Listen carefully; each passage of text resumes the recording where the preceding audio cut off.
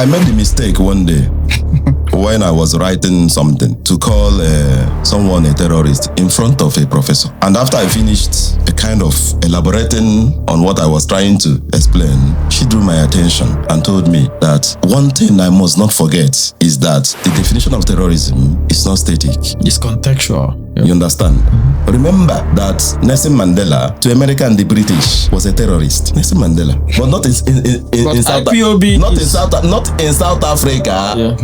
Not before apartheid. To apartheid South Africa. Nelson Mandela was more than a terrorist. But he wasn't termed a terrorist within South Africa. Within South Africa. No, on that, I agree with you on that. On the apartheid, he was more than a terrorist. Under apartheid regime, he was a terrorist. He was more. That's why he received his conviction for terrorism. So the point I'm trying to make is that if you look at certain organizations, let us for instance look at Hamas today. You understand? To us here, Hamas is a terrorist organization, but to Turkey, who is a NATO member, Hamas is not. You understand? So when you call IPOB a terrorist organization, remember that PDP, APC to Canada is likely to be a terrorist organization by the judgment of an immigration. So I'm just trying to be careful here. Another point that I want to make is that I'm a lawyer. I've been in positions where I reach decisions and also where I read judgments. When you want to draft a decision as a judge, there is something that you must bear in mind. That thing you must bear in mind is this: no matter who you are, your upbringing, the circumstances that